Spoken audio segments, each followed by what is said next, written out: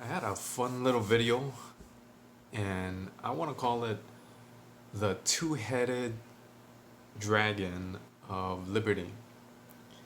And I want to explain why the heck we have so many people in our country that refuse to wear masks, take pride in it, and claim that it's infringing on their rights and their liberties as citizens when that happens.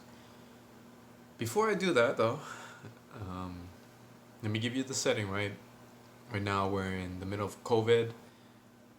Uh, I think it was creeping into the United States around February, March. That's when the president decided to ban all travel from Europe.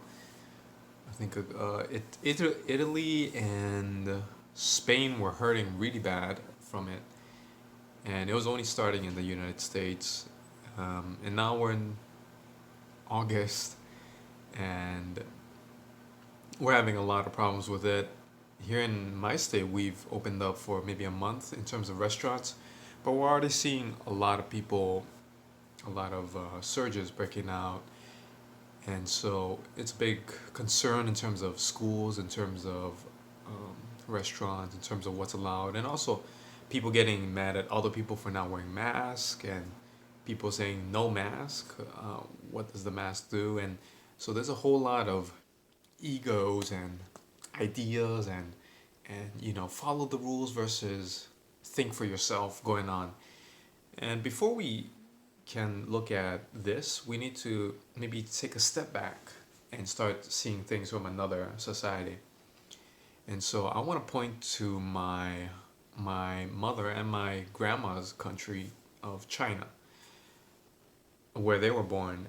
And when I was growing up, my grandmother, actually, sweetest lady, all right. Uh, my mom, when she told me stories about my grandmother, she sounded like a real mean old hag, very angry too. Uh, and she would like beat her.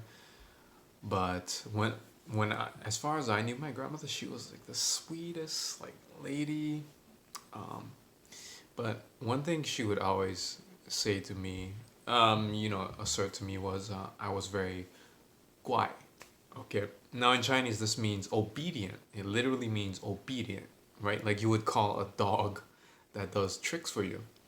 And that is a compliment in that culture, that Confucian society. It has nothing to do with the communist regime. It has everything to do with Confucian ideas and the history of China. Go look it up. It's very fascinating. Dates to BC, right? And that's a compliment in their society. And literally, even in modern China, even with all the revolution and the communist regime, parents and listening to parents still have a big part. I mean, literally, your decision on who you marry has to be reflect well on your family, and your parents have a big say in, for people from China.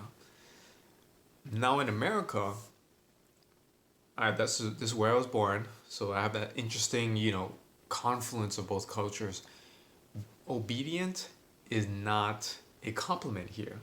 In fact, obedient could be seen as an insult or even considered a regressive viewpoint. So, for example, if you say to a woman, um, you're very obedient, or to your wife, she's very obedient, right? The idea there might be, well, are you not capable of being acceptant of a more vocal, liberated, independent woman? Are you against feminists? These aren't my words, by the way. This is just, I'm telling you about American culture, right? We don't necessarily associate positive things with obedience. If it's a man, whether it's a young boy or a grown man or your husband, obedience has all sorts of negative ramifications, right? If it's like, if you're an obedient boyfriend or a husband, your friends are gonna get on you, like, you little bitch, little punk. Better go listen to your master. You know, you're not supposed to be obedient. You're supposed to be, macho man, independent. And so it's very funny when you think about that. You know, are you a soy boy? Do you have no balls? You know, things like that. Again, not my words, not my words. I'm just telling you what a lot of folks, including myself, have heard. And so you see this reflected in people refusing to wear masks. People are wondering, you know, why is it that you don't want to wear masks? You asses. You know, it's because of you that all of us have to suffer longer because you don't understand that, whether it's for yourself or you might have it and it might affect others, wear a mask for public safety.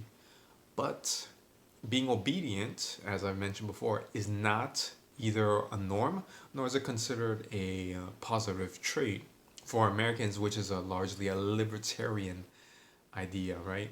The founding folks that rebelled against Britain, they literally said this to their parents. I mean, or to their governing country, and that's what this country is founded on. And so, if you ever wonder why Americans, compared to other countries, not just Asian countries, it's a European countries too, some South American countries, why folks want to move out and say "f you" to their parents, it's because of that. My theory, it's a libertarian society with a libertarian history. And so when you wonder why Americans, so many Americans will be against people infringing on their rights, including whether it's to protest or to wear masks, right? And both sides think, I'm being a patriot, right? This is what the American, this is what, or kneeling or wearing Black Lives Matter. It doesn't matter what. It's all about rebelling against authority for what you believe to be your right. And it's a two-headed dragon, all right? People are concerned about their independent rights and they're going to express them. And sometimes that expression is against authority. And so if you're ever wondering why this is happening, it's literally our society. People will always say, Americans are so independent, so free, and uh, independent thinkers.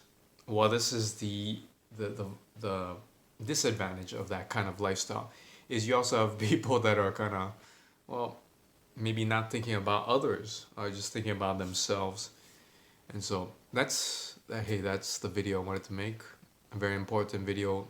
If you ever struggle to understand why Americans or people just in our country are acting the way they do, just remember it's just part of our country.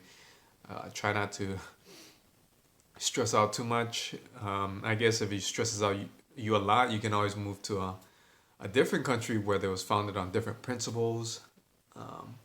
But until then, we have to kind of accept that this is a culture and that's ingrained in a lot of people, and it's for the good and for the worse. Okay, good night.